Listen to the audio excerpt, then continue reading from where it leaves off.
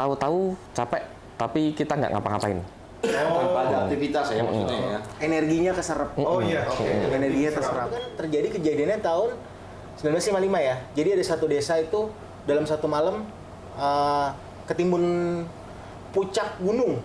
Oke. Karena orang-orang di situ melakukan suatu ritual yang menyalahi kodrat hukum dan norma segala macam. Nah, Lalembut yang dia menunggu atau menjaga salah satu situs alam penting, misalnya pohon besar, kemudian bukit atau sungai dan sebagainya, biasanya disebut penemuan duyung, entitas asal duyung di Ambon tahun lupa lah gua ratusan tahun yang lalu itu ada. Nah, sesuatu yang berwarna putih di malam hari di area kuburan yang gini-gini, Pasti pocong. nah itu disinyalir pocong.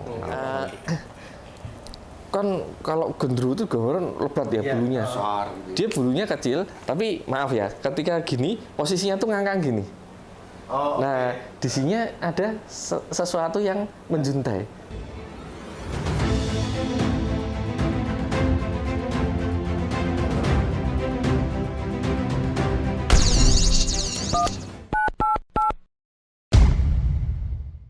Halo Sobat Bangsa, kembali lagi di channel Postra, Forum Strategis Anak Bangsa. Kali ini balik lagi bersama saya dan Bung Den. Dan kali ini kita kedatangan dua tamu yang agak sedikit lucu-lucu sih sebenarnya, cuma mungkin ceritanya menyeramkan aja nih nanti gitu. Oke, selamat datang untuk Om Dim, Om Dimas, dan ini ada Mas De. Oke, salam rahayu. Salam rahayu. nah mungkin Sobat Bangsa udah sedikit familiar terutama sama Om De, itu yang sering ngegambar bersama Om Ho ya. Iya. Iya, jadi kalau pengen tahu gambar-gambarnya nanti seperti apa nanti bisa kita spill. Cuma untuk saat ini kesibukannya apa Om De? Selain ngurusin channel yang itu? Masih gambar-gambar. Masih gambar? Iya, karena gambar yang kayak gini tuh kadang suka nyamber seperti itu. Maksudnya nyamber, tato nongol aja gitu? Iya, jadi kalau gambar di konteks kerjaan, kan sudah ada gambarannya nih, sudah ada niatnya, mau gambar di misalnya rumah sebelah sana, kemudian penghuni mana. Set location? Iya, gitu seperti ya? itu. Tetapi ketika kondisi di luar kerjaan, kadang lagi ngopi, lagi duduk, atau lagi lewat mana, tahu-tahu kesamber nih, set, kayak gitu. Nah, Spontan ya? iya. Ini aku ada di lingkungan skena ini, seru juga ya. Terus apa? Lupa tadi.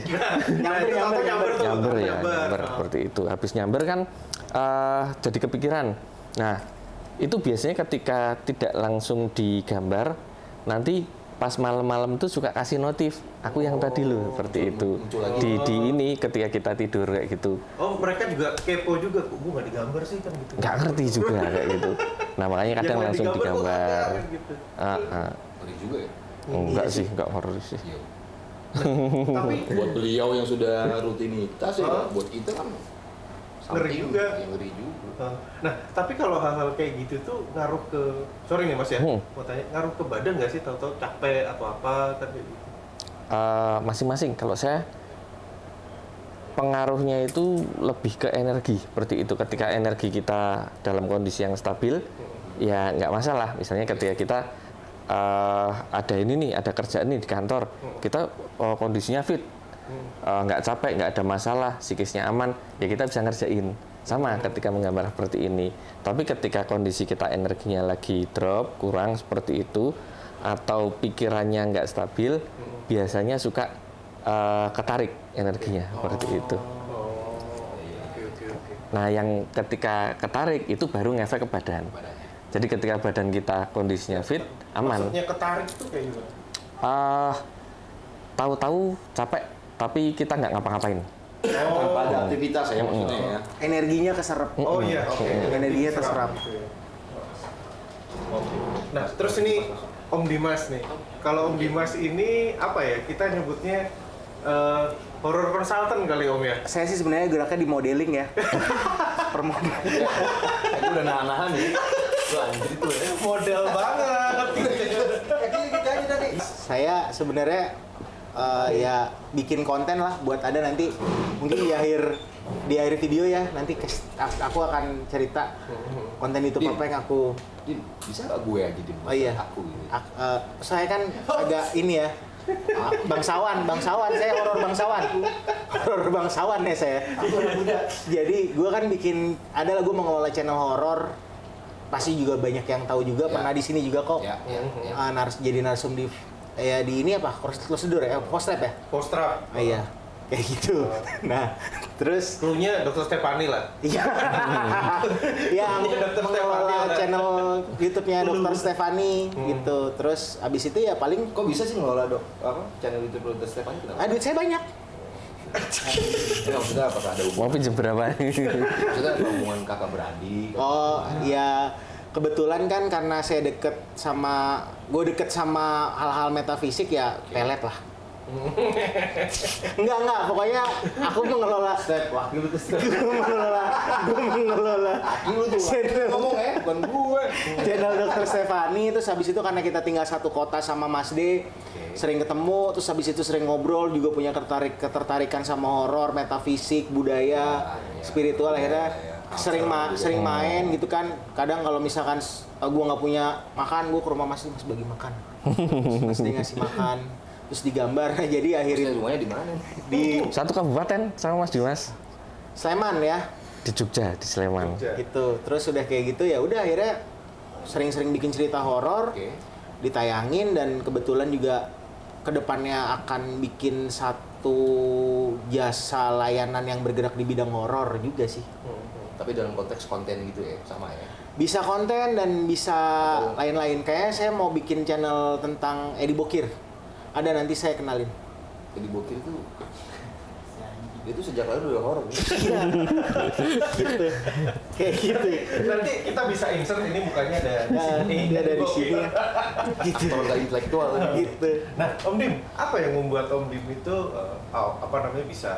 bisa masuk ke dunia perhororan ini? Apakah ini terinspirasi atau berawal dari sebuah pengalaman pribadi atau kayak gimana? Kalau misalkan dalam membuat cerita bisa berdasarkan dari pengalaman pribadi atau dari adaptasi dari cerita-cerita yang sudah ada, kayak misalkan mungkin banyak yang tahu cerita tentang apa yang paling terkenal sekarang, Kanjeng Ratu Kidul misalkan atau Nyi Roro Kidul. Sebenarnya kalau dikupas lebih banyak itu kan jadi suatu bentuk cerita yang bagus. Orang nggak tahu cuman seremnya aja karena sekarang udah mulai terdistorsi tuh cerita tentang Kanjeng Paling Ratu tidak Kidul. basicnya urban legend lah ya. Urban legend, kita membagi menjadi berapa Mas Di? Urban legend, sosok, terus habis Ini itu- serius atau bercanda nih? Aku Serius. harus bisa bedain nih. Ini serius astral. Ini serius. Urban legend astral, Ada urban legend, Legend. terus ada makhluk astral, Astral. sosok-sosoknya, sosok-sosoknya, Fisik ya. pelaku Pelaku supranatural, supranatural. Terus ini, bagian lucu gua. oh gitu, enggak ini. Surprise. Apa tadi? Itu sosok lupa. materi supranatural. Ulangin. Urban legend, Urban legend, sosok sosok pelaku supranatural. natural, Kemudian ada situs, mistik, ha-ha, sama mitos atau legenda. mitos. Kalau misalkan contohnya, misalkan gini, ada satu cerita, nanti ditambahin ya.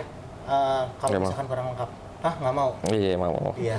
Tentang Desa Legetang misalkan. Desa Legetang itu kan terjadi kejadiannya tahun 1955 ya. Jadi ada satu desa itu dalam satu malam ketimbun puncak gunung. Oke. Karena orang-orang di situ melakukan suatu ritual yang menyalahi kodrat hukum dan norma segala macam. Nah, itu udah otomatis adalah cerita urban legend dan masuknya ke dalam lokasi di mana kejadian itu. Itu kalau ditaruh di YouTube atau ditayangkan jadi film atau jadi series akan sangat menarik. Nah, tugasku adalah bagaimana mengemas itu menjadi sebuah media, konten atau cerita yang bisa dinikmati orang banyak. Termasuk ini nggak sih, Om Dip, kayak bukan membenarkan, mungkin meluruskan kayak misalnya, oh cara hantu yang kayak gini nih bukan kayak gini nih, Iya. seharusnya kayak gitu tuh, Bisa. kayak gitu loh. Nah, Nah, misalkan contohnya hantu, Mas Dih. Contohnya misalnya hantu paling populer di seluruh tanah air, pocong seperti itu, poci. Nah, penggambaran orang rata-rata kan dengan kain kafan, warnanya putih, kemudian ukurannya segitu. Terus kalau ketika dia mau berjalan, dia akan melompat. Melompat. Ya. Nah, yang kami temui dalam tanda kutip, anggaplah kita masing-masing punya ini ya persepsi dan pengalaman Ya, supranaturalnya Ya, masing-masing. berdasarkan pengalaman pribadi ya, Mm-mm. misalnya ya. Yang pernah kita temui, kayaknya nggak pernah lompat kayak gitu. Jadi cuman berdiri aja diem. nggak terbang, nggak ini nggak. Kalau terbang katanya ada yang pernah pernah menemui beberapa. Tapi kalau saya tanya ke saya, dia diem, dia nggak kemana-mana. Misalnya ada tuh sosok di dekat pohon pisang ya misalnya, ya dia di situ terus kayak gitu. Oh, standby deh, Nah. callingan ya. Diemnya kayak gambar tempel. Oh, jadi ya kan kita hampir dibumbuin banyak ya dari tahun 80-an ya. Lompat gitu. Buat gue kenapa dia nggak pakai skateboard aja sih? Iya, memihak ya. Sebenarnya juga kita juga membahas kayak gini loh. Kita membahas kayak gini. Kalau misalkan pocong itu entitas itu kapan ada di Indonesia? Karena gini loh, maaf ya, sebelum salah satu agama itu masuk, saat orang meninggal tidak dipocongi. Ya, konteksnya bisa nggak nih masuk nih ketika misalnya kita sama tahu ya dalam sejarah ya, kayak misal Belanda kan, dia juga kan melakukan ini yang sama tuh. Iya. Ada beberapa yang mungkin menurut gua mereka create, menurut gua ya. Iya. Sepengetahuan gua yang gua anggap gua kurang paham lah di sini, tapi gua pengen cari tahu. Pasti ada nggak tuh artinya bisa misalnya Jepang juga mungkin datang tiba-tiba ada hantu Jepang gitu Bisa. kan, Mas Deye? Iya. Atau Belanda yang jauh lebih lama kan ada ya kan. Nah, apakah kondisi kayak gitu juga di-create sama Belanda atau misalnya sama Jepang di era kita sebelum merdeka untuk dalam konteks pressure atau gimana nakut-nakutin itu ada nggak sih? Banyak Berdasarkan Banyak banget. banget. Jadi Tadi dunia nyata, dunia ini. semua entitas kayak gini deh contohnya. Suster ngesot. Apakah sebelum Belanda datang udah ada suster ngesot? Iya, ada emban ya. Kondisinya Iya. masih bidan gitu ya. Kayak gitu. Kayak gitu, ada hal kayak gitu. Nah, memang sudah terdegradasi dan terdistorsi karena Ya, distorsi benar. orang Nusantara zaman dulu itu menganggap makhluk halus itu tidak dengan penamaan, tapi cuma dengan penamaannya ada perewangan. Oh. Misalkan ada satu pohon besar, nggak diidentifikasikan, nanti ada genderuwo, nggak ada, ya udah ada. Dulu kita menyebutnya apa Mas Di? Perewangan atau yang bau rekso? Penunggu. Ini sih sesuai konteksnya. Jadi kalau di Jawa ya ini sampel aja ya. Kita mau persempit ya. Oke, saya minum dulu. Saya juga mau minum dulu. Minum migra. Oh, ini kita lagi ada di Digra Coffee. Iya. Namanya enak banget. Masuk. Ditraktir sama Mas Bayu dan Mas Bayu. Digra pasti menang. Oh,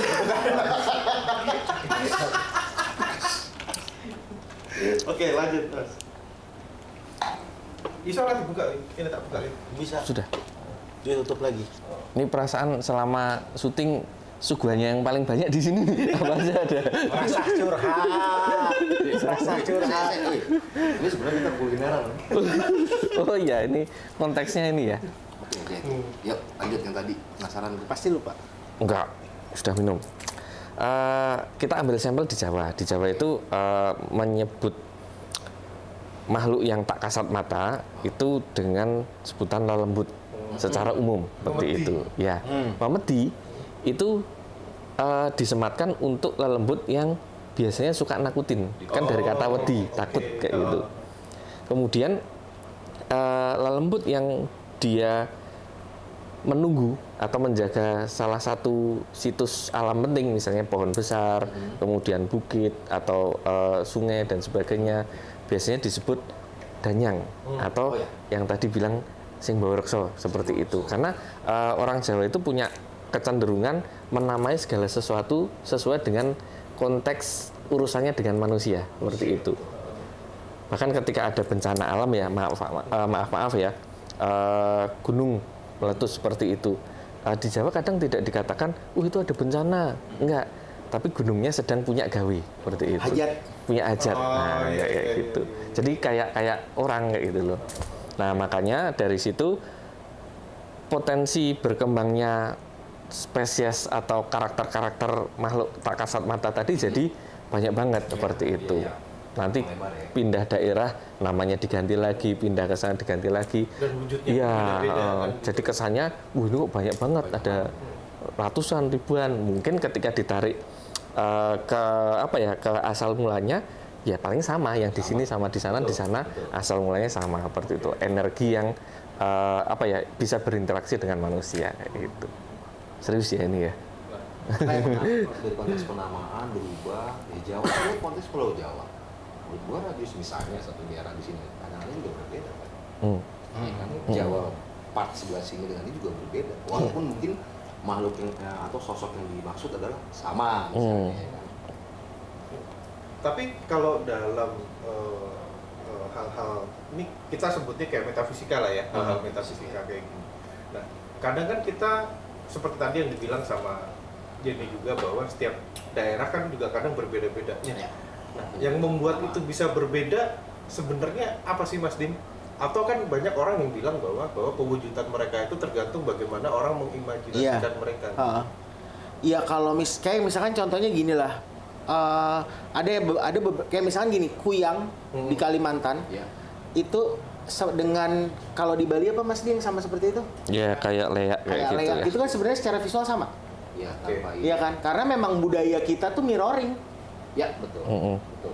Dari penamannya mirroring. Majalengka, Mojokerto, Majakerto, Majalaya, mirroring. Nah, budayanya sih itu juga mirroring. Mungkin ada apa ya? Nggak bisa dibilang urbanisasi atau perpindahan makhluk gaib juga sih.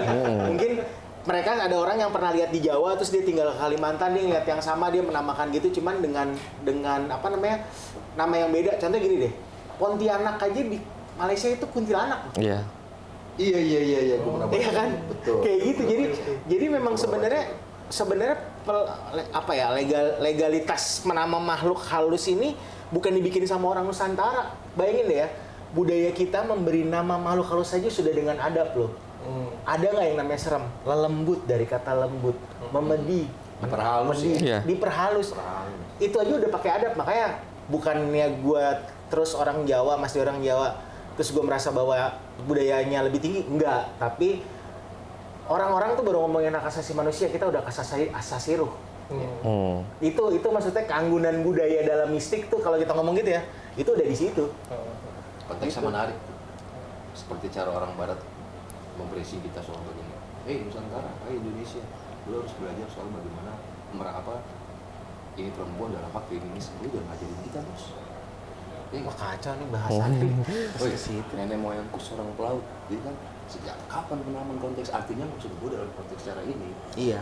Kita sudah sangat appreciate dalam konteks kayak gitu. Tapi ya diperlebar ya. Iya, tapi gini, kayak barusan Mas Denny ngomong tentang nenek moyang kita orang pelaut. Hah? Iya sih, silakan. Terus, nah, pelaut aja memberikan nama kepada entitas astral atau entitas metafisik yang ada di laut. Iya kan, banyak banget loh. Maksudnya kalau kita lihat dari sejarahnya ya, duyung itu pernah ada, nanti bisa dicari di Google, penemuan duyung, entitas asal duyung di Ambon tahun, lupa lah gue, ratusan tahun yang lalu. Itu ada. Nah, makanya akulah gitu ya sama Mas D, mungkin Mas D juga sama gitu, membuat seperti itu jadi suatu hal yang ya kita memang terbiasa dengan budaya mistik. Jadi kalau orang berpikir nggak usah mistik-mistikan, nggak bisa.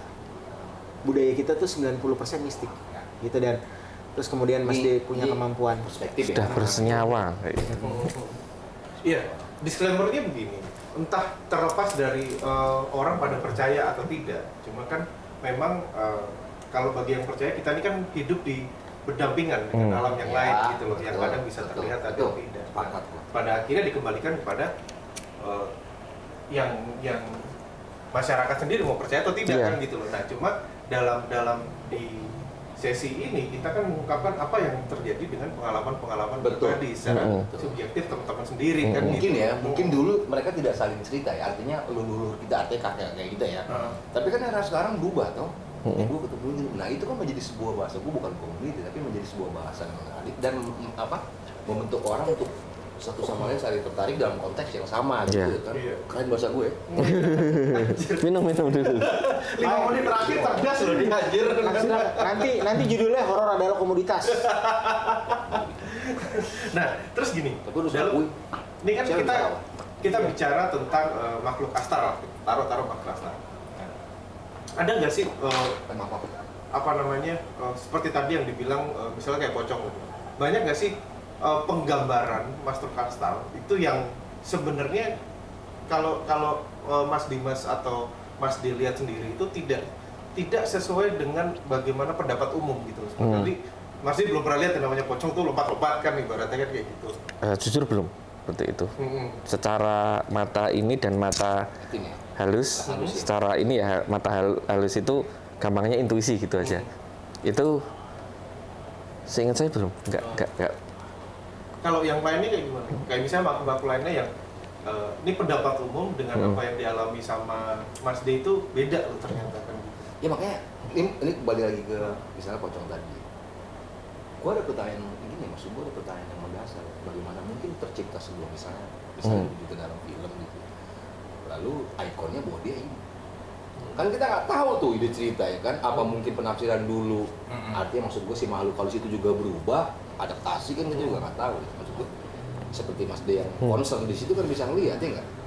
Ada nggak Mas pertanyaan kedua misalnya ke orang tua dulu dalam konteks misalnya ketika harus berhubungan, apakah Mr. P gitu misalnya dalam era dulu gitu ya kita sebut tadi pocong kayak gitu memang diam atau perspektif dari Mas D sendiri, Dimas sendiri sehingga orang bisa melihat terus bisa istilahnya gimana mau digambarkan dalam konteks film bahwa dia loncat dan itu bertahan sampai sekarang. Susah juga, kita juga nggak perlu harus gimana ya, nggak perlu harus bilang nggak begitu kan, nggak mungkin juga, perspektif orang berbeda. Iya. Jawabannya satu sebenarnya kalau menurut gue ya. Bikin film yang sama buat pocong statis. Iya, tapi kalau nggak bukan jadi sebuah cerita yang menarik. Nah makanya siapa juga yang akhirnya menjelaskan bahwa dia begini loh. Dan itu kan kerekam nomor jutaan orang gitu loh. Padahal buat gue lu yang lebih pada concern dan lebih expert di situ, lebih paham lah menurut gue kedalaman itu lebih paham, kan nggak begitu gitu. Iya, memang. Ya bukan penyesatan juga sih baik. Perspektif orang. Sebenarnya jadi kayak ada konsensus massal bahwa pocong tuh meloncat sih. Itu menurut gue. Kayak gitu. Jadi akhirnya setuju. Jadi siapa yang meng-create ini kita nggak bisa bilang karena ya industri lagi. Ya bisa industri, bisa cerita berdasarkan buatan. Ya jangan cuma pocong lah. Ada beberapa sejarah yang memang itu dibuat untuk menakutkan. Tapi tidak menakutkan, tidak mengada-ada juga gitu.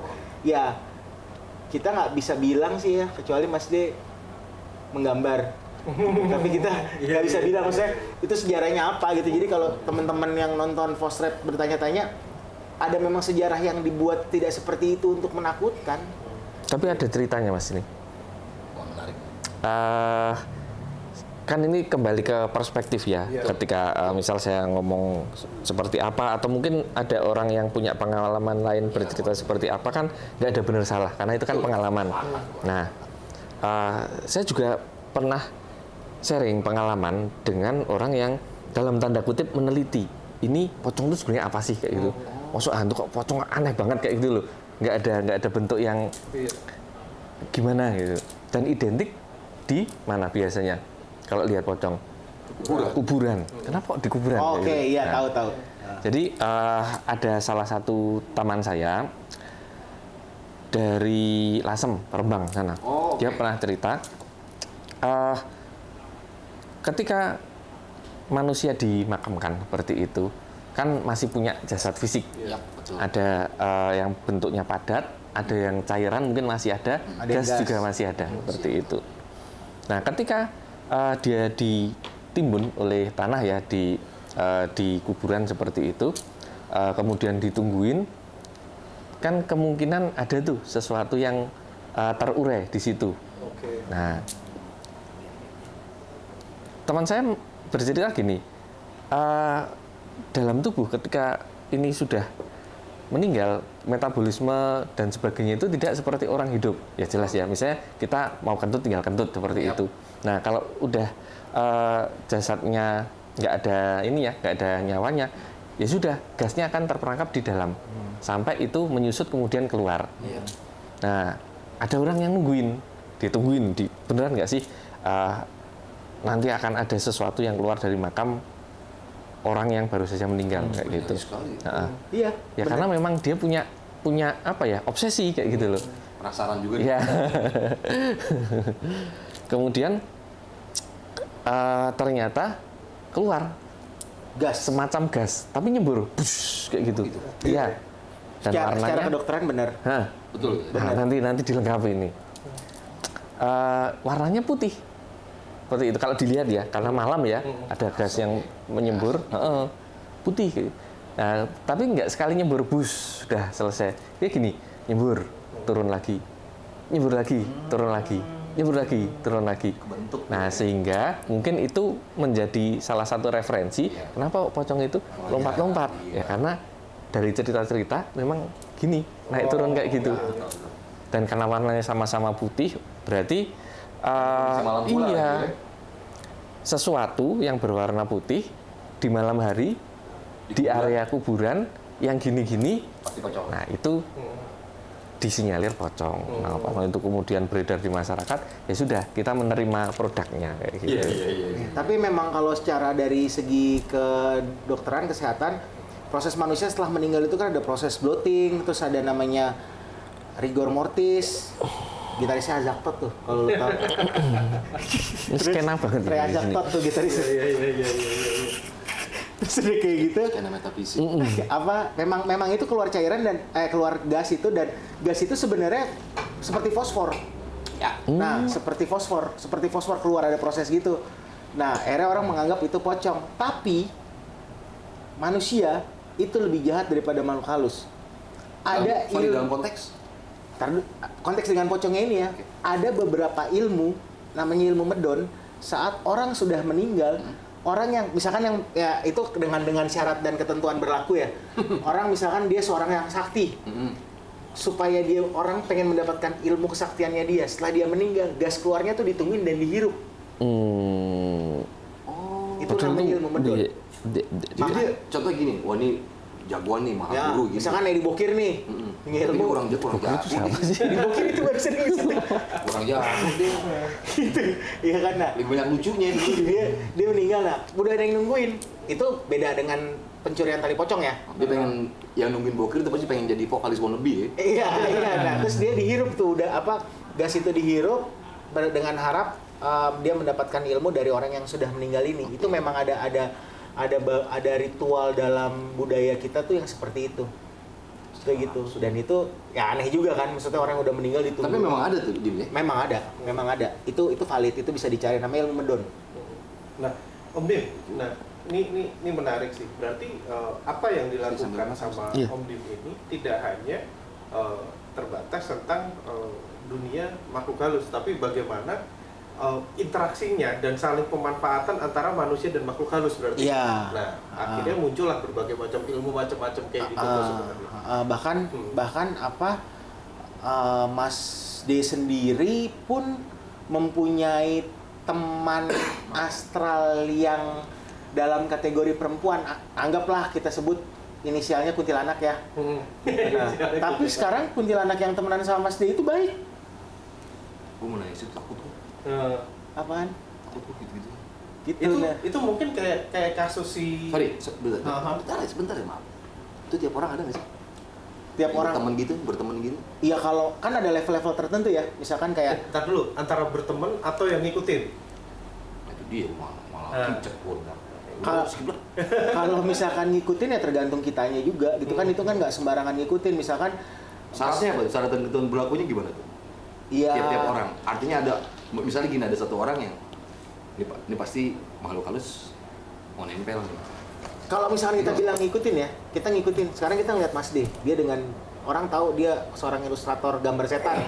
Nah, kan nggak mungkin dia bisa menggambar segitu gamblangnya, kayak misalkan halus kayak gitu nggak bisa. Nah entah ada yang mengikuti atau memang yang mengikutinya baik atau tidak baik itu urusan nanti gitu kan. Kalau udah tidak baik itu udah pasti bisa membuat hal yang merugikan ya, atau hal yang tidak baik. Nanti Mas D akan personal Mas D ya. nanti Mas D akan cerita seorang perempuan yang mempunyai, nih channel ini bakal seru banget kalau nggak ditonton.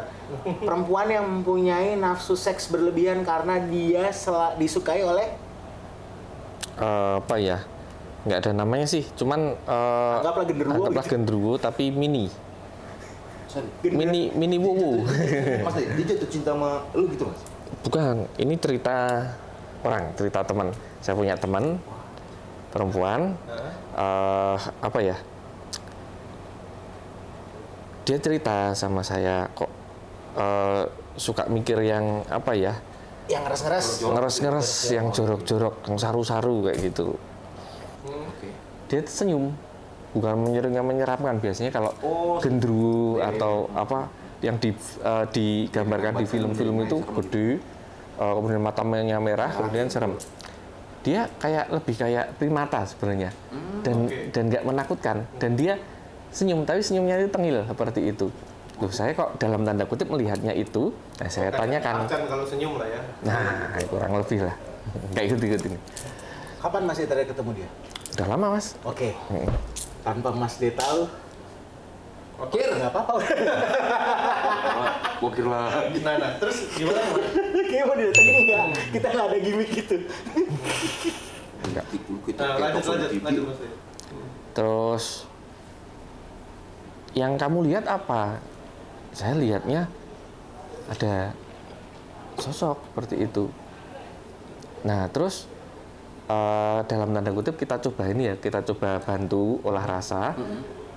Karena setiap manusia menurut saya kan punya sensitivitas, tinggal sering digunakan atau enggak. Nah, kemudian kita bantu olah rasa, rasanya dihaluskan lagi, frekuensinya biar lebih dekat, dia bisa merasakan seperti itu.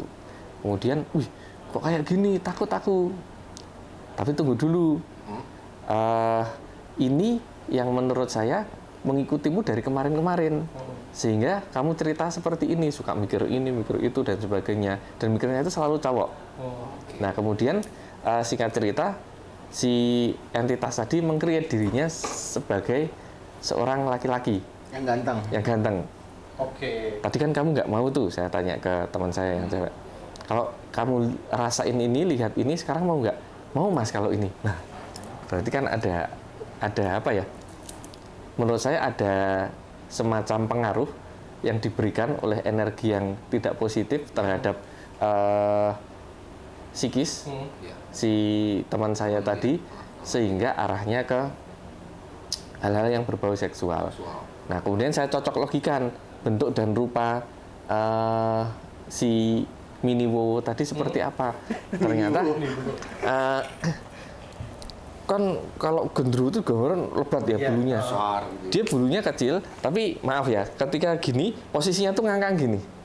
Nah, di sini ada sesuatu yang menjuntai, kayak alat kelamin kayak gitu. Nah, jadi yang dia tunjukkan tuh ternyata bukan, saya kok berdiri terus ini, bukan ini. Saya terus flashback cerita itu soalnya. Bukan sesuatu yang selalu menyeramkan. Jadi setiap entitas astral itu kadang punya kepentingan sendiri-sendiri. Kalau misalnya menakuti, ya udah aku jadi serem aja.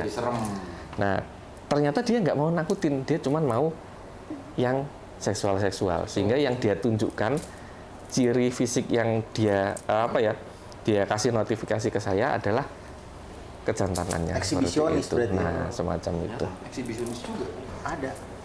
Oke. Nah, terus nih, kalau kita melihat dari apa yang sudah dilakukan sama Mas D sama Om Dimas. Nah, ini kan kalau ini tidak hanya terbatas pada Mas Bagus ya. Nah, kalau dengan sejarah sendiri gimana tuh Om? Jadi kan apakah sering juga menemukan sejarah-sejarah yang mungkin loh, kok yang gue lihat nggak seperti apa yang di buku nih, kan gitu. Banyak, tapi tanpa menyebut ya, kebenaran. Cuman kan kita kadung sudah terkunci ya dalam semua bahwa ini begini. Nah terus kalau dilihat lagi sebenarnya pembelokannya ini pas apa kan? Kalau berat ini. penelusurannya kira-kira. Kenapa Mas? Berat ini bahas sejarah nanti. Wah, gitu ya. Gini sih, contoh lah. Mau. Ada salah satu komunitas tuh apa ya? Aku nggak nanya 98 atau 65 Enggak. Saya justru Sekutu. saya mau ngomong Emang ada apa sih 2024. Saya mau ngomong 2024 malah nih. Bocah 2024. Enggak. Wah, 2024. Ini kira-kira tiga jadi siapa? Pasti bisa dijawab. Oh enggak. Apa? Jadi bertiga, kira-kira jadi siapa? Iya. Ya, oke lanjut. Oke, terus Jadi ke sono-sono. kayak misalnya ada salah satu kita sebutnya bukan suku ya, mereka komunitas lah. Mereka tuh kumpulan orang-orang yang dikisahkan bahwa mereka itu mempunyai buntut. Oke. Itu ada di daerah Jogja dan mereka ini orang-orang kaya. Mereka ini orang-orang kaya. Oke, mereka ini orang-orang kaya terus konon mereka punya buntut karena nenek moyang mereka itu menikah dengan anjing atau dengan monyet. Paham gua. Nah, mereka punya kekuatan yang sangat besar. Masih di situ? Katanya gitu. Nah, kenapa akhirnya mereka punya kekuatan yang sangat besar? Mereka itu dulu adalah pekerja yang membangun candi. Kota gede itu tinggal. Nah, iya. Sebut lagi kotanya. Iya. Enggak, memang namanya itu. Gua suka banget cerita itu. Mereka kaya banget. Akhirnya terus mereka bilang bahwa mereka itu keturunan dari ya tadi gue bilang anjing sama monyet dan mereka itu cuman boleh menikah dengan golongan mereka. Sebenarnya mereka tidak mempunyai buntut. Mereka menikah dengan golongan mereka karena kekayaannya itu sangat banyak. Mereka nggak mau kayaknya turun ke orang lain. Mereka kunci ya. Mereka kunci Kemana-mana. Nah, Gitu. Tapi kalau misalkan dibilang kayak gitu kan nggak seru. Udah bilang aja mereka punya buntut dan segala macam dan lain-lainnya. Akhirnya gitu. Tapi ini bukan berarti mereka pernikahan sedarah ya. Misalkan Karena mereka juga banyak tuh tim ya. mereka banyak dan mereka tuh bahkan dulu Indonesia tuh pernah meminjam uang kepada mereka untuk kemerdekaan. Paham. Gitu. Nah, akhirnya dibikin wah mereka nih dari keturunan monyet dan anjing, padahal ya enggak. Nah, itu salah satunya. Terus juga ada salah satu bangunan yang terkenal banget. Itu katanya kalau kita ke sana cinta kita akan putus kalau ngajak pasangan. Padahal sebenarnya enggak gitu. Justru malah awet ya. Justru malah awet karena mungkin ada salah satu bentuk bangunannya, bentuk figurnya itu yang memang tentang keawetan karena kan bangunan itu dibuat sebagai tanda cinta. Iya betul. Nah, kenapa dibilang bahwa kita kalau dari sana nanti pasti kesurupan, nanti ketempelan? Karena dulu kolonial ingin merampok kekayaan itu. Padahal kalau dulu kan kesana kan orang ya namanya masih hutan, masih kebun, terus dikena gigitan nyamuk, pulang-pulang kena malaria. Itu orang-orang bilang ketempelan. Jadi sebenarnya persepsinya disangka mistis ternyata medis. Itu yang rata-rata disembunyikan tuh seperti itu kira-kira. Kalau misalkan makhluk astral, misalkan contohnya suster ngesot deh gitu. Ya secara logika kan agak aneh juga ya. Kata suster itu munculnya kapan? Terkenalnya kapan? Apakah saat misionaris datang kata suster itu ada? Ya kan. Seharusnya kan tidak seperti itu ya. Ya balik lagi ke yang Mas De bilang, mungkin entitas seperti itu ada. Tapi kan entitas, satu hal yang harus dipahami kan, jin itu kan sifatnya jahil. Manusia sifatnya nafsu. Nah, saat mereka ada di kepala kita, wah nanti ada suster ngesot kayak gini, mereka akan membuat gambar di kepala kita seperti itu. Menunjukkan entitas yang seperti itu. Kira-kira kayak gitu. Satu tuh. Suster ya. Iya, S1 loh. Pendidikan rata-rata ya. Pendidikan. Nggak ada lagi yang lebih tinggi daripada itu, nggak ada. Nah, enggak nih karena tadi di spill agak penasaran sedikit, tapi sebenarnya kayak cerita suster ngesot itu memang seperti yang diceritakan nggak sih, ada suster yang dulu gini terus pada akhirnya kayak gitu. Memang itu ada nggak sih sebenarnya? Ya sekarang kalau dipikir secara logika kan gini, suster itu di rumah sakit. Maksud ada suster sakit nggak diobatin? Kan secara logika gitu. Kenapa dia nggak naik motor, dia susah ngepot? Iya. Suster ngepot. Gitu. Suster ngesot ya kira-kira kayak seperti itu. Cuman kan kalau dari penelusuran yang sudah dilakukan Mas D, terus juga sudah aku ketahui kan memang sebenarnya banyak sosok astral tuh yang kadang-kadang tidak menakuti, bahkan lebih absurd. Kayak contohnya, nih ibaratnya ada suatu makhluk entitas astral yang dia tidak mengganggu, dia cuma tinggal di satu tempat tidur, bentuknya kayak jelly. Ada gitu. Monggo. Oh, Ada Mas deh. Kayak jelly maksudnya?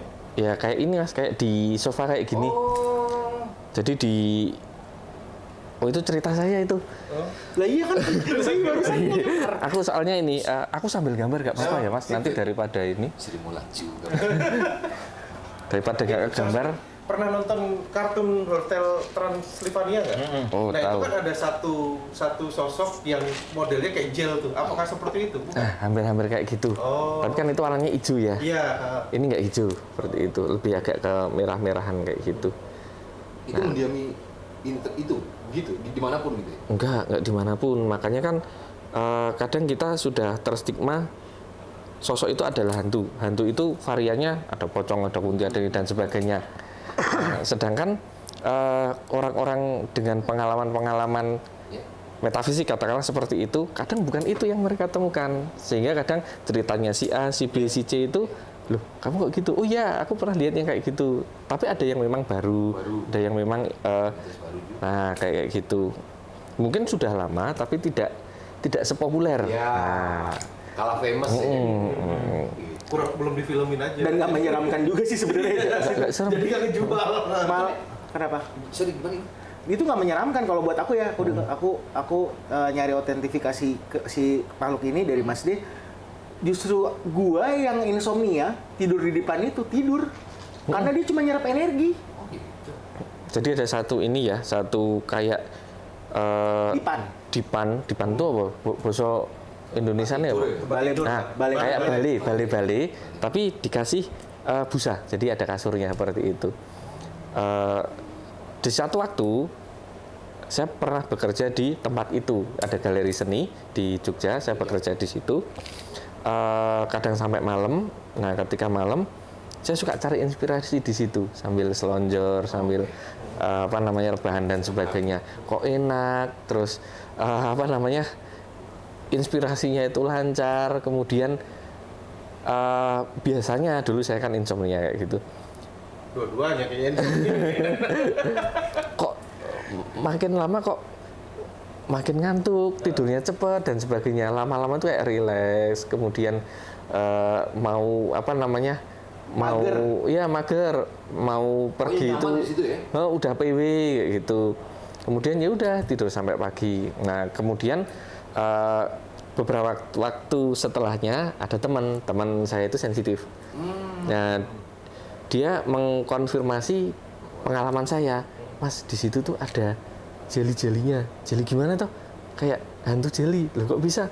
Iya, kalau Mas tidur di situ energinya nanti diserap.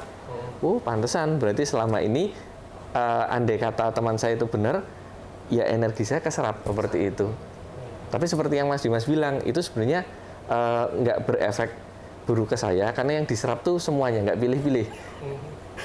Masalah, pikiran, energi negatif dan sebagainya itu keserap. Energi negatif dan positif. Dan positif juga diserap. Jadi terapis nih. Terapis. Mungkin itu kalau dikembangkan bisa jadi ini terapi alternatif. Bukan gitu. Jadi masalah dia kan susah juga menjabarkan. Tidurlah di pan ini karena di sini ada jeli ini bisa bikin kita rileks kan susah juga. Karena dia kan nggak di semua tempat toh. Nggak di semua karena tempat. mungkin kurang populer juga kan. Saya ketemunya di situ, nggak tahu di tempat lain. Kalau misalnya ada sofa, itu sofanya sofa yang diletakkan di teras di luar ruangan. Masa maaf nih, ini jeli itu banyak diskusi DPR tuh. Makanya malas-malas mereka. Betul nggak? Ya santai aja sih nggak apa-apa sih. Di mana ada di mana? Baik di mana? Diskusi DPR. Gue tadi mau bilang mager tuh malas grindcore. Malas grindcore gue tadi mau bilang. Nah, kalau melihat dari cerita Mas D itu dan tadi obrolan sama temannya, pernah ditanyain nggak kenapa entitas itu ada di situ gitu? Apa mereka itu sembarangan aja? Atau Iya. mereka milih-milih tempat sih sebenarnya? Oke. Nih seru nih. Jadi ada satu coffee shop di Jogja.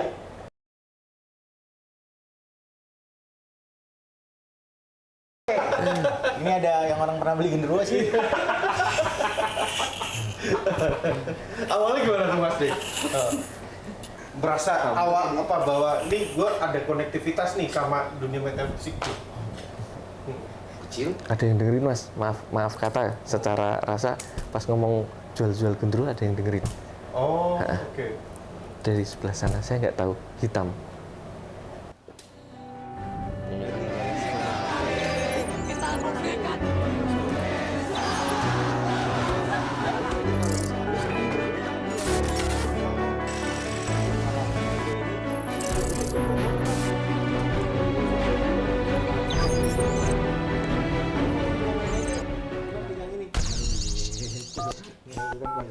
Mahal.